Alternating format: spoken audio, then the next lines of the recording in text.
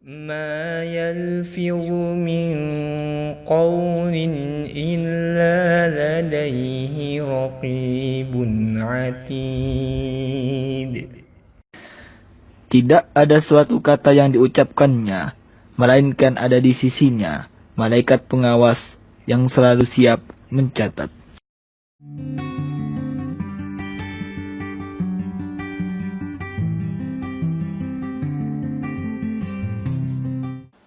Bismillahirrahmanirrahim. Assalamualaikum warahmatullahi wabarakatuh. Alhamdulillah, wassalatu wassalamu ala rasulillah. Pencinta ilmu komunikasi Islam, alhamdulillah bersua kembali kita di dalam kuliah ilmu komunikasi Islam. Kita baru saja membahas pengantar tentang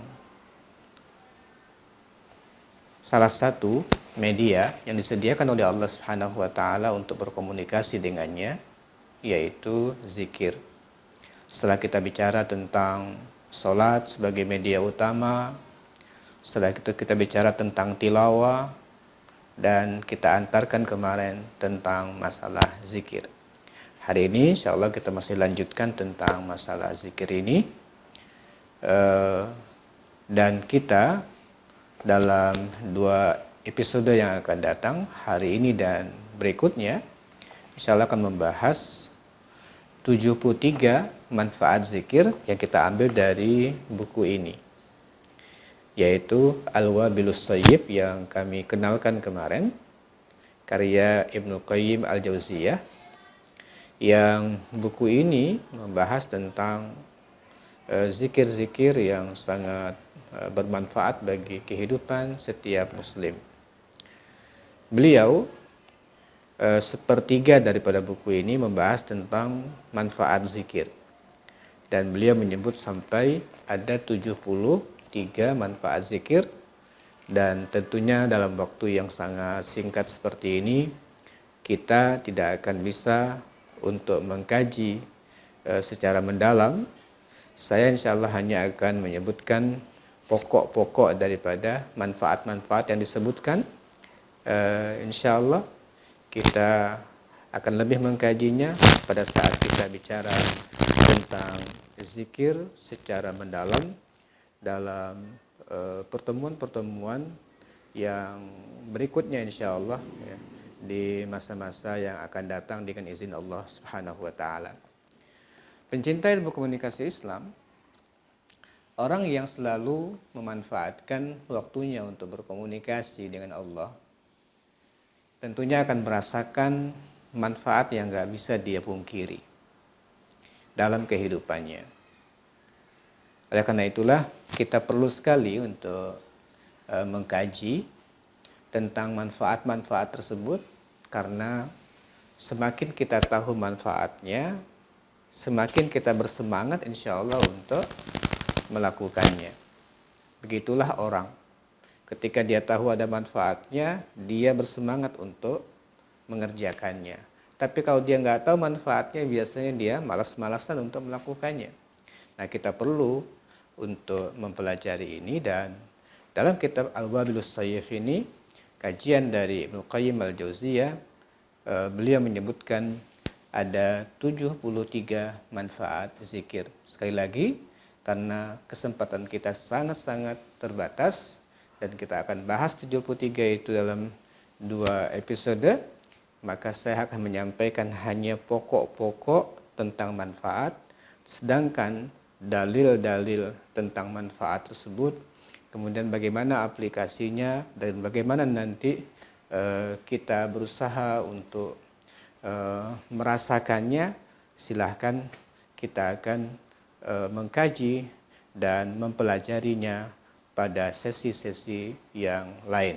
Mudah-mudahan Allah Subhanahu wa taala memberikan kesempatan kepada kita untuk mengkaji ayat demi ayat, hadis demi hadis, dan setiap manfaat daripada zikir tersebut. Karena setiap zikir ini ada manfaatnya, zikir ini manfaatnya seperti ini, itu akan dikaji secara khusus di sesi-sesi yang lain insya Allah, selain pengantar ilmu komunikasi Islam ini. Pencinta ilmu komunikasi Islam, yang pertama, beliau mengatakan bahwa zikir ini akan mengusir setan, akan mengekang dan menjadikannya kecewa. Setan ini selalu berusaha untuk menguntit manusia, dikejar, upayakan untuk disesatkan dengan cara apapun. Karena Allah Subhanahu wa taala menyebutnya sebagai musuh. Inasyaitona lakum aduwwun.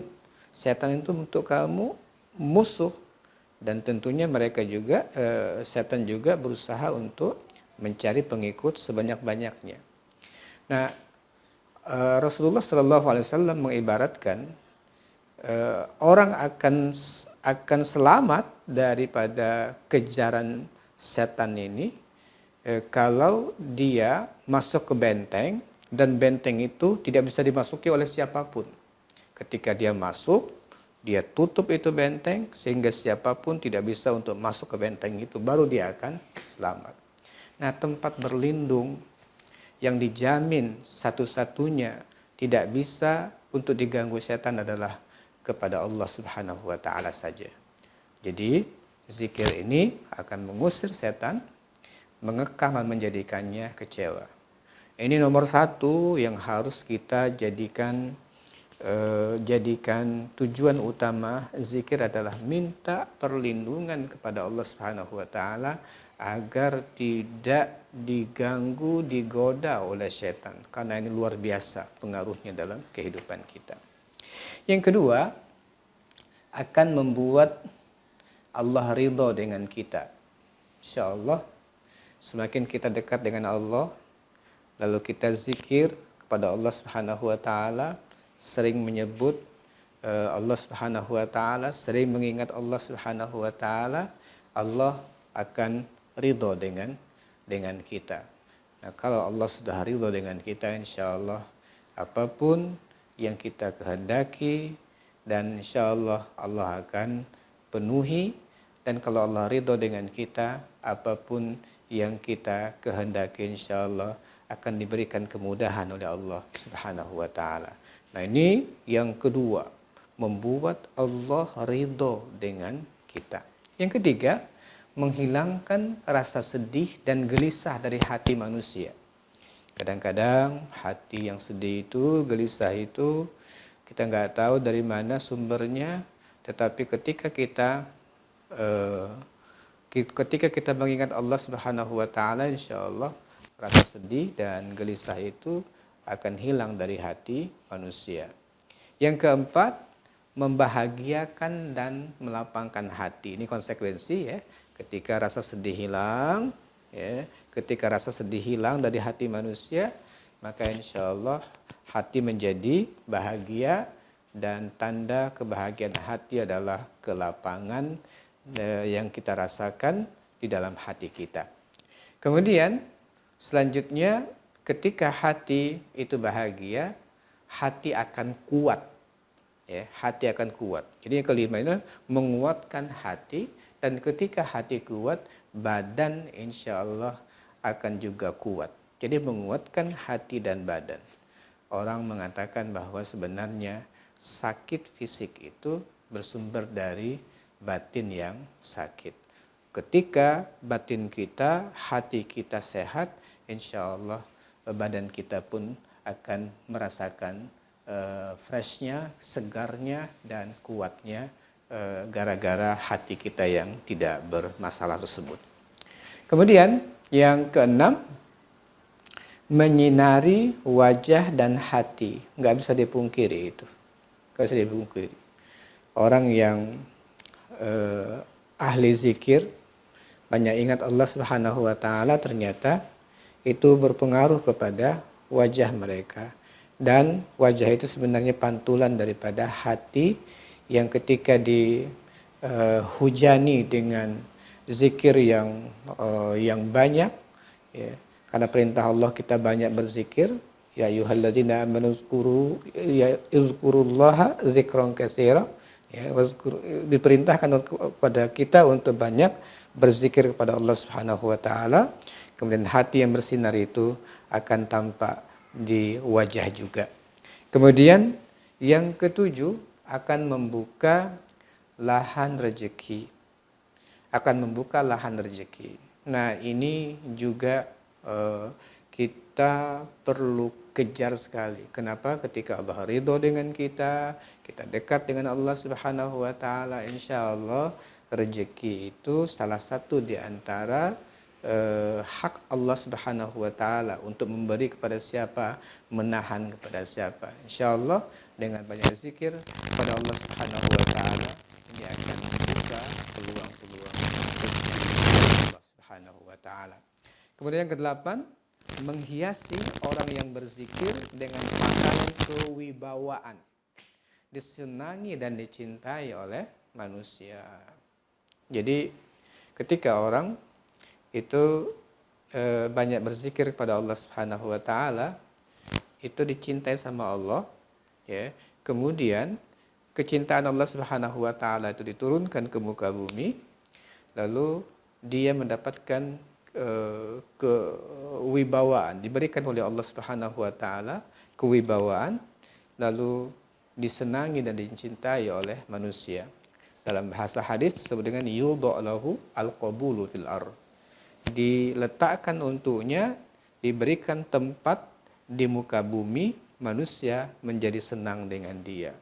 Dan kita bisa melihat, ya, beberapa orang yang ahli zikir seperti ini, ternyata betul-betul hati-hati manusia tertaut kepada mereka, disenangi oleh banyak manusia. Nah, ini adalah salah satu di antara manfaat daripada zikir. Kemudian yang kesembilan, melahirkan kecintaan. Jadi baik Allah Subhanahu wa taala mencintai dia, malaikat akan mencintai dia, kemudian manusia juga akan mencintai orang tersebut. Kemudian mengangkat manusia ke makom ihsan. Nah, ini juga luar biasa. Jadi zikir ini akan mengangkat manusia ke makom ihsan, karena dia selalu merasa dilihat oleh Allah Subhanahu wa taala. Bahkan dia pun seperti orang yang melihat Allah Subhanahu wa taala, seperti melihat Allah dimanapun dia merasakan ma'iyatullah, keberadaan Allah Subhanahu wa taala bersama dia, karena dia selalu mengingat Allah Subhanahu wa taala. Kemudian yang ke-11, melahirkan inabah, ingin kembali kepada Allah. Semakin dia banyak nyebut, semakin rindu dia ingin kembali kepada Allah Subhanahu wa taala. Yang ke-12, orang yang berzikir dekat dengan Allah, ya. Jadi sampai Allah menyebut ana ma'ahu hina zakarani, aku bersama dia ketika dia mengingat aku. Jadi dekat dengan Allah Subhanahu wa taala, dia merasakan sekali kedekatan dengan Allah Subhanahu wa taala. Yang ke-13, membuka semua pintu ilmu. Jadi zikir ini akan membuka semua pintu ilmu. Nah, ini tentunya kita perlu banyak bisa meyakini seperti ini kalau kita berusaha untuk melatih diri, ya, sampai ke level ini. Dan mudah-mudahan ketika kita melatih diri untuk banyak berzikir, Allah bukakan kepada kita pintu-pintu ilmu yang diperlukan. Kemudian 14, membantu seseorang merasakan kebesaran Allah Subhanahu wa taala. Zikir ini kan Allahu Akbar, umpamanya kita merasakan menyebut Allah Maha Besar dengan berbagai macam menyebut nama Allah, dari Subhanallah umpamanya, Alhamdulillah, muncul ke Allahu Akbar, lalu kesimpulannya La ilaha illallah umpamanya. Seperti itu kita selalu sebut, insya Allah akan membantu kita untuk memunculkan rasa kebesaran Allah Subhanahu wa ta'ala. Ke-15, menjadikan seorang hamba disebut di sisi Allah Subhanahu wa ta'ala. Jadi majelis zikir ini diantaranya nanti nama kita ini yang hadir di majelis zikir ini nanti didaftar atau disebutkan nama kita itu di sisi Allah Subhanahu wa taala, yaitu pada makhluk-makhluk yang paling mulia di sisi Allah, itu nama kita disebutkan di situ. Nah, ini seperti umpamanya kalau di dunia ya, betapa bangganya seorang manusia, umpamanya ini dunia ya, dunia perumpamaan saja. Di event paling bergengsi 17 Agustus di Indonesia, katakan seperti itu. Lalu di upacara bendera di 17 Agustus hadir di tempat itu semua orang paling mulia di situ. Lalu diumumkanlah nama-nama orang-orang paling berprestasi pada tahun itu di situ. Lalu muncul nama kita. Tentunya ketika muncul nama kita pada saat itu, kita merasakan kebahagiaan luar biasa. Nah, orang yang berzikir dibanggakan oleh Allah, disebutkan nama kita itu pada makhluk yang paling mulia yang ada di sisi Allah Subhanahu wa taala. Kemudian zikir akan menghidupkan hati. Kemarin kita sudah bahas kenapa nama di antara nama buku kitab yang kita kaji ini Al-Wabilus Shayyib, hujan yang turun dengan deras, karena zikir itu seperti atau ibarat hujan yang insya Allah dia akan selalu membuat hati kita menjadi segar, hidup, bukan sekedar hidup tapi membuat dia selalu segar.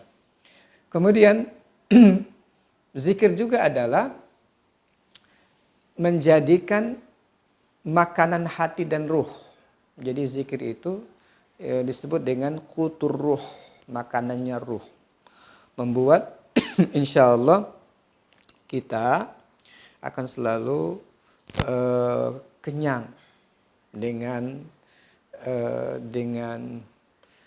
kebutuhan kita kepada Allah Subhanahu wa taala, terpuaskan. Ketika terpuaskan, ketenanganlah yang akan hadir. Kemudian yang ke-18, membersihkan hati dari kotoran. Nah, selain dia makanan, dia juga berfungsi untuk membersihkan hati-hati kita ini yang ada sodanya, ada karat-karatnya. Itu nggak bisa dibersihkan kecuali dengan zikir. Maka di antara fungsi zikir membersihkan hati yang kotor. Dan 19, membersihkan dosa. Membersihkan dosa. Nah, di antara yang membuat dosa itu muncul, ya, lalu perbuatan-perbuatan kita yang melanggar perintah Allah, dosa itu akan hilang dengan kita banyak berzikir. Yang ke-20, membuat jiwa dekat dengan Allah. Jadi jiwa kita akan selalu terasa dekat dengan Allah Subhanahu wa taala. Ke-21, menolong hamba saat kesempitan. Jadi kalau kita berkenalan dengan Allah Subhanahu wa taala di masa kita lagi lapang, Allah akan kenal kita di saat lagi kita mengalami kesempitan. Yang ke-22, suara orang yang berzikir dikenal di langit tertinggi sana. Insya Allah luar biasa. Jadi kita ini kalau sering berzikir, itu suara yang kayaknya akrab ya. Kayaknya ini suara bukan asing ya, seperti itu.